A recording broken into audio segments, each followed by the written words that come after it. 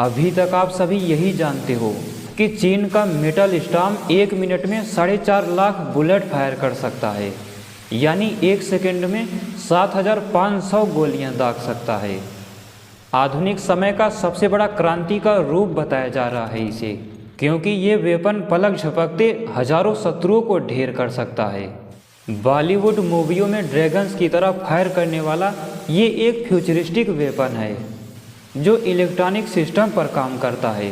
आप सभी को ट्रिगर भी नहीं दबाना है, मिनट्स में लाखों गोलियां निकलेंगी। मेटल स्टॉर्म, इसके नाम में ही तबाही है। चीन ने दुनिया का सबसे शक्तिशाली मशीन गन संसार के सामने ला दिया है, जो हाइपरसोनिक वेपन्स का भी सामना कर सकता है। इसी तरह रूस के उस भयंकर हाइड्रोजन बम के भी बारे में आप सभी जानते हो, जो पूरी मानवता को ख़त्म करने का सामर्थ्य रखता है। इसके परीक्षण से ही धरती कांप उठी थी। 1000 किलोमीटर दूर से ही देखने पर लग रहा था मानो धरती पर दूसरा सूर्य प्रकट हो गया हो।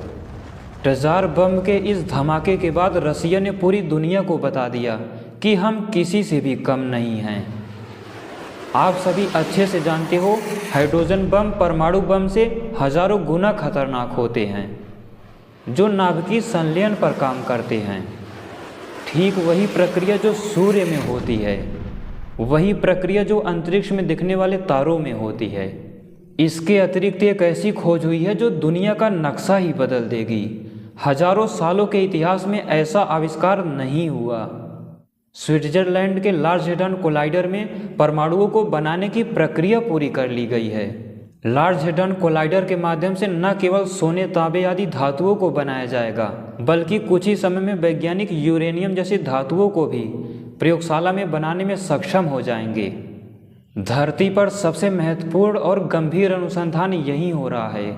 आने वाले कुछ ही समय में वैज्ञानिक वातावरण से जो चाहेंगे वो बना लेंगे अपनी प्रयोगशाला में। इन खतरनाक आयुधों के अतिरिक्त अभी हाल ही में इजराइल ने एक लेज़र वेपन बना डाला, जो सदी की सबसे बड़ी खोज है। इस एयर डिफेंस सिस्टम का परीक्षण भी कर लिया गया है। इस लेज़र बीम की मदद से मिसाइल, ड्रोन्स, यहाँ तक कि रॉकेट को भी हवा में ही नष्ट किया जा सकता है। ये इतना आक्रामक है, कुछ ही सेकेंड्स में मिसाइलों को नष्ट कर सकता है, तबाह कर सकता है। भारत, अमेरिका, चीन आदि में जितनी भी मिसाइलें हैं, कुछ समय बाद सबका महत्व ही खत्म कर देगा ये, क्योंकि ये आपकी सोच से भी ज़्यादा सस्ता है। जानना चाहते हो इसकी स्पीड क्या है? इस लेज़र बीम की मारक क्षमता 3 लाख किलोमीटर पर सेकेंड है। लाइट की स्पीड से ये मार कर सकता है और अंतरिक्ष में ही मिसाइलों, अंतरिक्षयानों, ड्रोन, रॉकेट सबको नष्ट कर देगा। ये तकनीकी पूरी तरह रेडिएशन पर आधारित है। लेकिन क्या आप सभी जानते हो, प्राचीन काल में जब इंद्रास्त्र, त्वष्टास्त्र आदि चलते थे तो हजारों, लाखों, करोड़ों विद्युत और अग्निमय तीरों की बौछार होती थी। रामायण, महाभारत जैसे युद्धों में इन्हीं दिव्यास्त्रों के बल पर 1 अरब 66 करोड़ लोग मारे गए थे। सारे के सारे दिव्यास्त्र क्वांटम फिजिक्स और उससे भी सूक्ष्म वैक्यूम एनर्जी के स्तर पर काम करते हैं। वायु तत्व तो ऊर्जा का शुद्ध रूप है, उस स्तर पर दिव्यास्त्र काम करते हैं, जिनके बल पर चंद्रमा और मंगल ग्रह पर भी युद्ध हो चुका है। इस वीडियो में माया से लड़े गए उन युद्धों की भी चर्चा करेंगे, जिसके बल पर आपके ही जैसे दूसरे मायामयी शरीरों का निर्माण कर दिया जाता है। विज्ञान की चरम अवस्था पर जाकर सेनाओं को भ्रमित कर दिया जाता है। आइए जानते हैं प्राचीन वैज्ञानिकों का चरम स्तर का विज्ञान और समृद्ध इतिहास, जिसे जानने के बाद आप सभी को गर्व होगा और आधुनिक वैज्ञानिकों को अनुसंधान में मदद मिलेगी। मैं हूं अद्वैत, आप सभी देख रहे हो ब्रह्मांड विज्ञान यूट्यूब चैनल। ये इतिहास है प्राचीन महान वैज्ञानिकों का। युग युगांतर से जीवित ये कहानी है लड़े गए भयंकर युद्धों की। ये सामर्थ्य है योगियों के मायामयी सिद्धियों का, जो विज्ञान की चरम अवस्था पर काम करता है। आप सभी ने चाइना के मेटल स्टॉर्म के बारे में जाना, जो 1 मिनट में लाखों गोलियों की बौछार करता है। रूस के हाइड्रोजन बम के बारे में भी जाना, जो पृथ्वी को नष्ट करने का सामर्थ्य रखता है। इसी तरह इजराइल के लेज़र बीम के भी बारे में जाना, जो लाइट की स्पीड से मार करता है। अंतरिक्ष यानों, रॉकेटों, टैंकों, विमानों को धराशायी कर देगा। लेकिन क्या आप सभी ये भी जानते हो, प्राचीन दिव्यास्त्र आज के वेपन से भी सूक्ष्म स्तर पर काम करते हैं, जिनके आधार पर योद्धा पूरी धरती जीत लेते थे और सुरक्षित रखते थे। इंद्रास्त्र, वरुणास्त्र, वायव्यास्त्र, अग्न्यास्त्र जब ये चलते थे तो विद्युतमयी, अग्निमयी हजारों, लाखों, करोड़ों तीरों की बौछार होती थी और पलक झपकते ही हजारों शत्रुओं को नष्ट कर देते थे। इंद्रास्त्र से लाखों करोड़ों विद्युतमयी रेडिएशन की बौछार होती थी। वरुणास्त्र से शीतल ठंडी रेडिएशन की धारा निकलती थी। अग्न्यास्त्र से अग्निमयी धाराएं निकलती थी जो शत्रुओं को नष्ट कर देते थे। वायव्यास्त्र से वायुमयी धाराओं की वर्षा होती थी और पलक झपकते ही लाखों शत्रु को धराशायी कर देते थे ये दिव्यास्त्र। रसिया के हाइड्रोजन बम से भी घातक होता है प्राचीन ब्रह्मास्त्र। चाहो एक साथ बड़े बड़े नगरों को एक साथ नष्ट कर दो, चाहो तो उससे विद्युत और अग्नि में लाखों करोड़ों तीरों की बौछार करके, रेडिएशन की बौछार करके हजारों लाखों शत्रुओं को मार दो एक साथ, चाहो तो किसी एक व्यक्ति को ही नष्ट कर दो। ये सब सूक्ष्म वायु तत्व के स्तर का विज्ञान है, क्वांटम फिजिक्स का विज्ञान है, सूक्ष्म कणों के स्तर का विज्ञान है। ब्रह्मास्त्र जैसे दिव्यास्त्र पूरी धरती को खत्म करने का सामर्थ्य रखते हैं। अभी तक आप सभी डेविड हेचर चिल्ड्रेस की बुक से यही जानते हो कि श्री राम चंद्रमा पर युद्ध लड़ने गए थे, लेकिन मैं कह रहा हूँ श्री राम अपने जीवन में 110 से भी ज़्यादा युद्ध लड़ चुके थे। श्री राम साउथ अफ्रीका को भी जीत चुके थे, क्योंकि वो सब राजर्षियों की धरोहर है।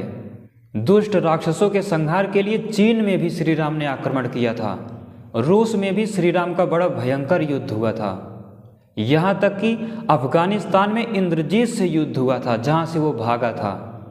दुष्ट लोग करते क्या थे, वो सब क्षत्रियों की धरोहर थी, लेकिन उन्हें पराजित करके गंधर्वों, देवों, नागों सबको वहाँ से भगा देते थे।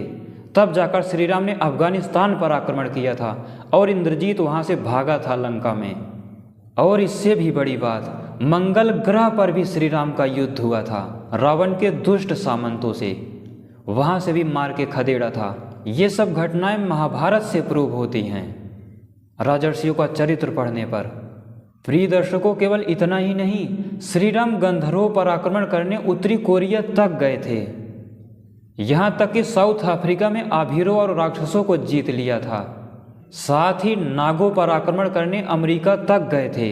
इन्हीं दिव्यास्त्रों के बल पर भगवान राम का नागों से अमेरिका में बड़ा ही भयंकर युद्ध हुआ था, दौड़ा दौड़ा के मारा था उन्हें, और पूरा अमेरिका बानरों को, महाराज सुग्रीव को दे दिया था।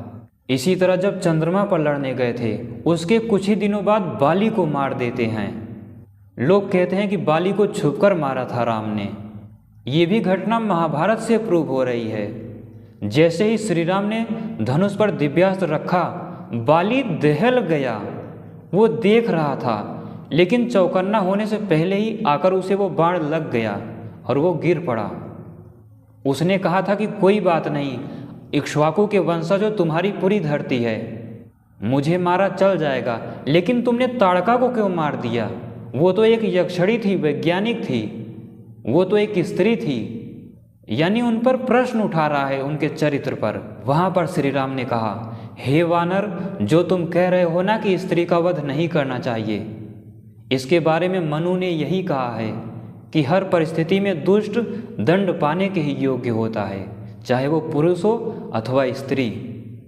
इसी तरह प्राचीन वैज्ञानिक इतने विकसित थे कि माया से भी युद्ध लड़ा जाता था।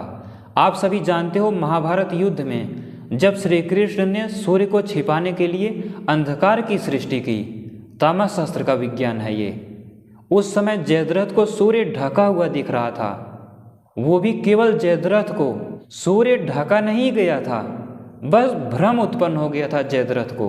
बाकी सेनाएं यही जानती थी कि अभी सूर्यास्त्र नहीं हुआ है, लेकिन जयद्रथ बार बार सूर्य की तरफ देख रहा था। वो भ्रमित हो चुका था, उसे लग रहा था कि सूर्यास्त्र हो गया। इसी तरह महाराज साल्व के साथ युद्ध में जब श्री कृष्ण के ऊपर साल्व ने माया का प्रयोग किया, तो ऐसा दिख रहा था कि वासुदेव ऊपर से गिर रहे हैं उसके विमान से। श्री कृष्ण के हाथ से धनुष गिर पड़ा, वो दुखी हो गए। ये सच्चाई नहीं थी, लेकिन कृष्ण जैसा वैज्ञानिक भी वहाँ पर भ्रमित हो गया, क्योंकि ये वायु तत्व और उसमें भी असुर पदार्थों का उपयोग करके भ्रमित करने वाली माया को प्रकट कर दिया जाता है। जो नहीं होता वो भी दिखने लगता है। इसी तरह महाभारत युद्ध में राक्षस घटोत्कच और अलम्बुस, ये दोनों इतने बड़े वैज्ञानिक थे, जब ये मायामय युद्ध करने लगे तो माया के द्वारा हजारों हाथी घोड़े और रथ की सेनाएं दिखाई देने लगी राक्षसों की। वास्तविकता में वो सब था नहीं, भ्रम ही था। लेकिन आप उसी पर विश्वास करोगे ना जो आंखों से देखते हो। तो आंखों के सामने वो दृश्य प्रकट हो जाता है, भ्रमित कर दिया जाता है। वो युद्ध इतना भयंकर था उन दोनों राक्षसों का, जैसे सृष्टि में ग्रहों तारे गैलेक्सियों के बनते समय इंद्र और वृत्र का देव असुरों का युद्ध होता है, इतना भयंकर था। ठीक इसी तरह रामायण के युद्ध में इन्हीं डार्क मैटर के विज्ञान को जानकर इंद्रजीत ने मायामयी सीता का निर्माण कर दिया था। श्री राम भी वहाँ पर दुखी हो गए थे। वो तो धर्मात्मा वैज्ञानिक महाराज विभीषण ने उन्हें सचेत किया कि मात्र ये माया है। इसी प्रकार जब रावण ने तामस शस्त्र माया का प्रयोग किया तो गंधर्व अस्त्र से ही श्री राम ने उस माया को नष्ट किया था। इस माया के फिजिक्स भ्रमित करने के विज्ञान पर एक घटना और आती है रामायण में। जब मारीची को मृग रूप में माता सीता देखती हैं तो वो कहती हैं कि इसे मार कर लाओ, इसकी चमड़ी चाहिए। ऐसी ऐसी बातें करती हैं, लोगों को लगता है कि वो लोग तो मांसाहारी दुष्ट थे। वास्तविकता में रावण ने तामस शस्त्र से उन्हें भ्रमित कर दिया था। माया के विज्ञान से न केवल माता सीता, भगवान राम, लक्ष्मण और महाराज जटायु चारों को एक साथ तामस शस्त्र से भ्रमित कर दिया था। यही कारण है कि श्री राम जब मारीची को मार देते हैं, देख रहे हैं कि वो राक्षस है, लेकिन मारने के बाद वो फल फूल तोड़ने लगते हैं जैसे उन्हें कुछ पता ही ना हो। इस स्तर पर अनुसंधान बिना वैदिक विज्ञान की सहायता के नहीं हो सकता, क्योंकि ये क्वांटम फिजिक्स से भी सूक्ष्म स्तर का विज्ञान है। इसी तरह आप सभी यही जानते हो कि रावण के पास एक पुष्पक विमान था और गंधर्वों के पास भी एक दिव्य विमान था। लेकिन क्या ये भी जानते हो भीम के भी पास एक अंतरिक्षयान विमान था। अर्जुन के पास भी एक दिव्य रथ था जिससे वो निवात कवचों से लड़ने अमेरिका तक गए थे, हिरण्यपुरी।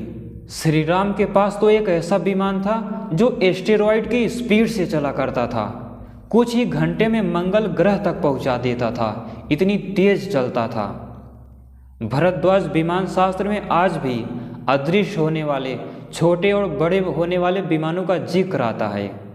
प्राचीन वैज्ञानिकों के पास सदैव से विमान आदि रहे हैं, लेकिन जिक्र उन्हीं का हुआ जिनकी आवश्यकता थी, क्योंकि उस समय ये सब सामान्य बातें हुआ करती थी और सामान्य बातें कभी भी बढ़ चढ़ कर नहीं लिखी जाती। ये सब अंतरिक्ष यान या दिव्य विमान डीजल, पेट्रोल या गैसों से नहीं चला करते थे, बल्कि वायु तत्व को सघन करके नई धातुओं का निर्माण करके बनाए जाते हैं। भरद्वाज जी के पास तो ऐसे ऐसे अंतरिक्ष यान थे जो हमारे सौरमंडल से भी बाहर 12-12 साल तक यात्रा करते थे ग्रहों नक्षत्रों की, उसके बाद वापस आते थे। उन्हीं अंतरिक्ष यानों के द्वारा उनके अनुसंधानवेत्ता और वैज्ञानिक वहाँ से दूसरी धातुओं को लेके आते थे, फिर उन धातुओं से अंतरिक्ष यान बनाते थे जिनकी आयु हजारों साल में हुआ करती थी। कोई विमान सूर्य की परिक्रमा करता था, कोई बुध की, कोई बृहस्पति का, कोई नेपच्यून का, कोई अंतरिक्ष यान या विमान तो एस्टेरॉयड बेल्ट के साथ साथ पूरे सौरमंडल की परिक्रमा किया करते थे। प्रिय दर्शकों, ये सब बातें अनुसंधान करने वाला व्यक्ति समझ सकता है। मैं समय में बहुत दूर ही क्यों जाऊं, आज से 5000 साल पहले दुर्योधन ही खुद को मंगल ग्रह पर यात्रा करने वाला बोल रहा है, चंद्रमा पर, अंतरिक्ष में, सौरमंडल में यात्रा करने की बात कर रहा है। घटोत्कच और अलम्बुस ने तो ऐसे ऐसे अंतरिक्ष यान बनाए थे जो दूसरी गैलेक्सियों में चले गए, आज तक वापस ही नहीं आए। वो लोग इन्हीं अंतरिक्ष यानों के द्वारा पूरी सृष्टि पर अनुसंधान किया करते थे। प्राचीन राक्षस भी खगोल वैज्ञानिक हुआ करते थे। गंधर्वों की टेक्नोलॉजी तो विश्व प्रसिद्ध है ही। गुरु द्रोणाचार्य जी ने तो खुद ही अपने अनुसंधानवेत्ताओं के द्वारा 2 अंतरिक्ष यानों को बनवाया था, जिसे अंतरिक्ष में छोड़ा था। यहाँ तक कि वैज्ञानिक अर्जुन ने अपने अंतरिक्ष यान के द्वारा, जिसे महाभारत में दिव्य रथ लिखा है, उस दिव्य रथ के द्वारा अमेरिका में यानी हिरण्यपुरी में जाकर निवात कवचों से युद्ध किया था। बड़ा ही भयंकर युद्ध हुआ था। वहाँ पर वैज्ञानिक अर्जुन को पाशुपतास्त्र का प्रयोग करना पड़ा था। इतना भयंकर युद्ध था वो। और वो दिव्य रथ विद्युत के आधार पर चलता था, शुद्ध ऊर्जा जो विद्युत की है। आज आप सभी जानते हो अंतरिक्ष यान या रॉकेट जब ऊपर जाता है तो अग्नि का सहारा लिया जाता है, हाइड्रोजन आदि गैसों का सहारा लिया जाता है। लेकिन वैज्ञानिक अर्जुन का दिव्य रथ व अंतरिक्ष यान शुद्ध विद्युत पर चलता था, जो कि वायु तत्व से प्राप्त होता है प्योर रूप में। कोई साइड इफेक्ट, कोई प्रदूषण नहीं था उसका, कोई हानिकारक गैस उससे नहीं निकलती थी। वो दिव्य रथ या अंतरिक्ष यान इंद्र तत्व यानी शुद्ध विद्युत पर चला करता था। वायु तत्व से शुद्ध रूप से उसे प्राप्त किया जा सकता है। इसी तरह प्राचीन दिव्यास्त्र ऐसे नहीं थे, मिसाइलों या फिर मशीन गन की तरह एक बार प्रयोग में लाओ दोबारा उपयोग में ना ला सको। प्राचीन दिव्यास्त्र बार बार प्रयोग में लाए जाते थे।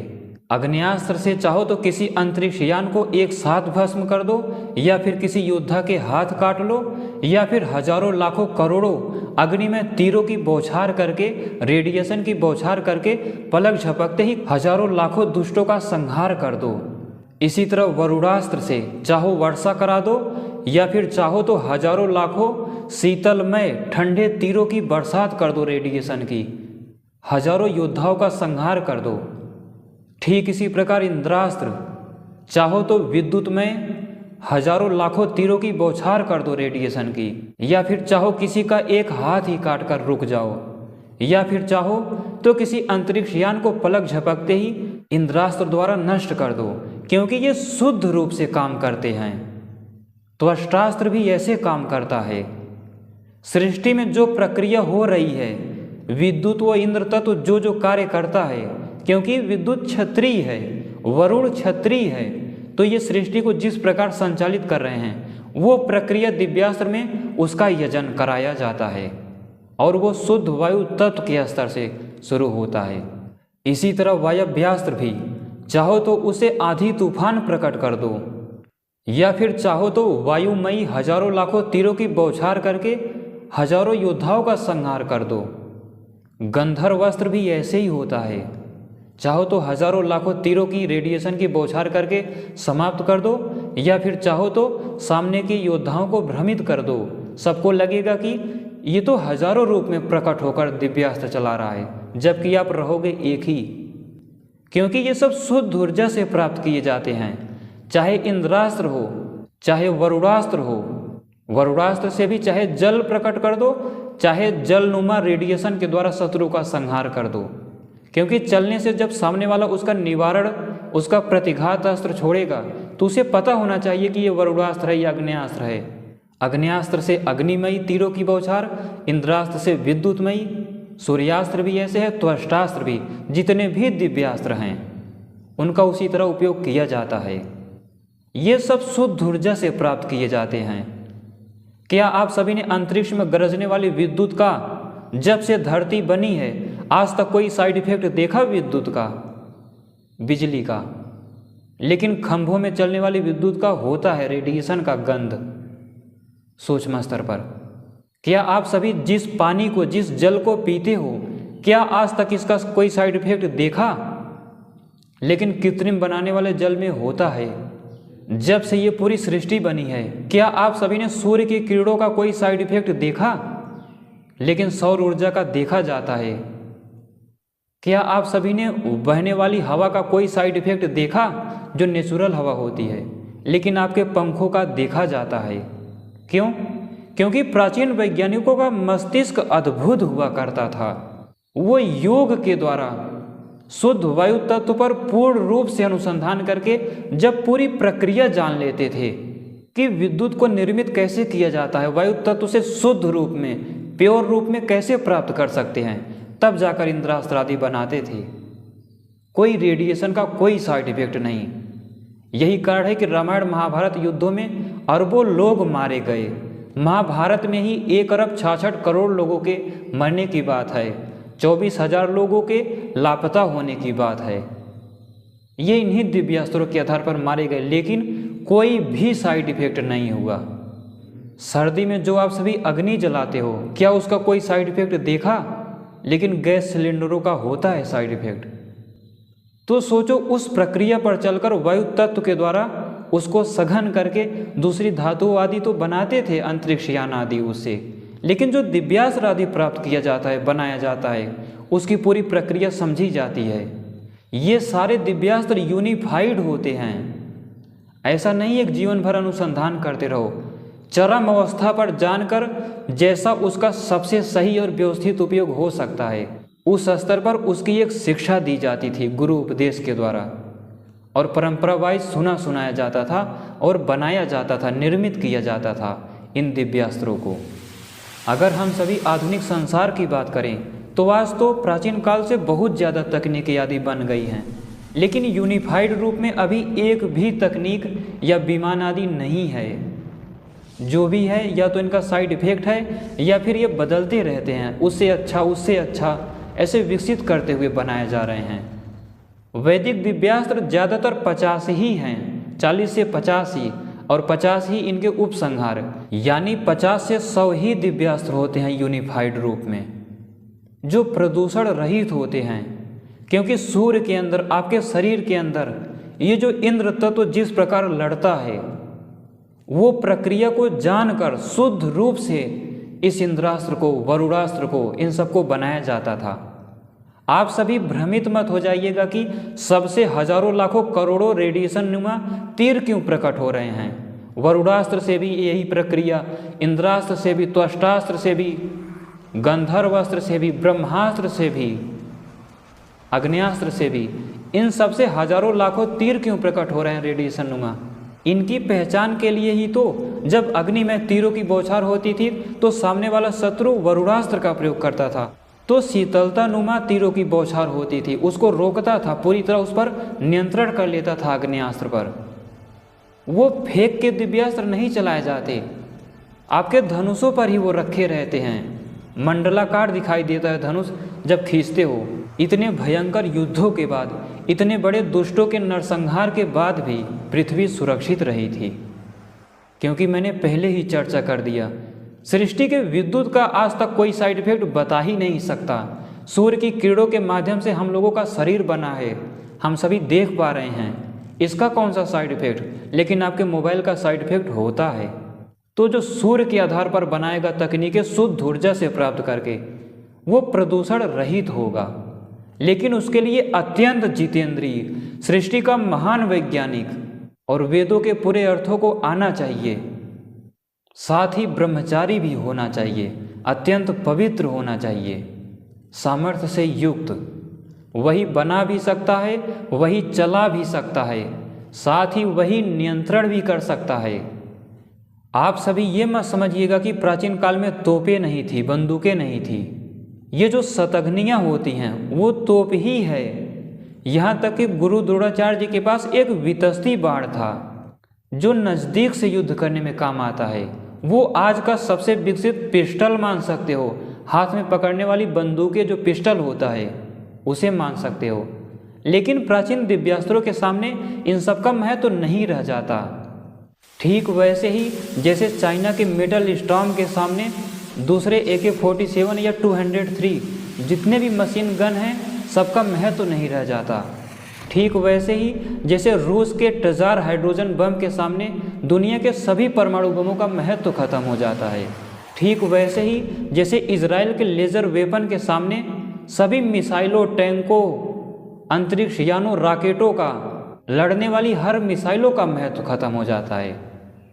उसी प्रकार वैदिक दिव्यास्त्रों के सामने शतघ्नि आदि का महत्व नहीं रह जाता। जैसे स्विट्जरलैंड के लार्ज हेड्रॉन कोलाइडर में मॉलिक्यूल को बनाने की प्रक्रिया जो है, सोने आदि धातुओं को प्रोटॉन बीम के माध्यम से बनाने का प्रयास किया जा रहा है, सफल होने पर यूरेनियम को भी बना लेंगे। वैसे ही वैदिक दिव्यास्त्रों के आ जाने से इन सभी आधुनिक और वैदिक जितने भी शतघ्नियाँ आदि हैं, मिसाइल, टैंक, रॉकेट, इन सब का महत्व खत्म हो जाता है। वायु तत्व के द्वारा शुद्ध ऊर्जा को सघन करके दूसरी धातुओं द्वारा जो अंतरिक्ष यान, दिव्य रथ बनाए जाते थे, कोई शुद्ध इंद्र तत्व यानी विद्युत के आधार पर चला करता था, वैज्ञानिक अर्जुन का दिव्य रथ, किसी का शुद्ध अग्नि पर चला करता था, उन सबके सामने सारे विमानों का महत्व खत्म हो जाता है। दिव्यास्त्र या अंतरिक्ष यान सूक्ष्म वायु तत्व के ही स्तर पर नहीं बनाए जाते, सूक्ष्म प्राण या डार्क मैटर डार्क एनर्जी के ही स्तर पर काम नहीं करते, बल्कि वो मन के स्तर पर चलते भी हैं। सूक्ष्म प्राणों के स्तर पर वो चला करते हैं, अत्यंत जितेंद्रीय योद्धाओं के वश में हमेशा रहा करते हैं, क्योंकि पूरी सृष्टि योग से बनी है। अष्टांग योग का एक एक नियम सृष्टि में काम कर रहा है, एक एक देवादि पदार्थों में। वो तकनीकें आध्यात्मिकता से भी जुड़ी होती हैं। यही कारण है कि आप सभी देखे होंगे महाभारत युद्ध में जब अश्वत्थामा ने नारायण अस्त्र का प्रयोग किया तो शस्त्र रख देने पर उसका प्रभाव ही खत्म हो गया, और दोबारा अगर चला दिया जाता तो चलाने वाले को ही नष्ट कर सकता था। उसी युद्ध में उस गदा की भी मैंने चर्चा की थी, वरुण तत्व पर आधारित, जो निहत्थे पर चलाने से चलाने वाले को ही मार डाला। दूसरी वीडियो में इसकी चर्चा हुई थी। ऐसे ही मानवास्त्र भी होता है, एक बार चलाने पर दोबारा उसका प्रयोग कम से कम उस दिन तो नहीं किया जा सकता, दूसरे युद्धों में या दूसरे दिन कर सकते हो। इसीलिए तो मैं बार बार शुद्ध ऊर्जा की चर्चा कर रहा हूँ, क्योंकि बनाए तो सूक्ष्म स्तर पर जाते हैं, लेकिन आपके मन के संकल्पों से जोड़ दिए जाते हैं। इन्हीं दिव्यास्त्रों के पूर्ण विज्ञान को जानकर भीष्म पितामह ने 10 दिन में 10 करोड़ योद्धाओं का संहार किया था, बार बार दिव्यास्त्रों का प्रयोग किया था। जिधर उनके इंद्रास्त्र आदि प्रकट होते थे, चलते थे, हजारों हजारों योद्धा धराशायी हो जाते थे पलक झपकते। अर्जुन ने तो भीष्म पितामह से भी ज़्यादा योद्धाओं का संहार किया था इन्हीं दिव्यास्त्रों के बल पर, और भगवान राम ने तो इन दोनों से भी ज़्यादा, क्योंकि वो और पहले हो चुके हैं और 110 से भी ज़्यादा युद्ध लड़ चुके थे। उन्होंने तो और ज़्यादा योद्धाओं का संहार किया था। सारे दिव्यास्त्र एक साथ श्री राम को प्राप्त हो गए थे। महाभारत में ऐसा कोई भी नहीं है जिसे सबसे ज़्यादा अर्जुन के ही पास थे, लेकिन उतने नहीं।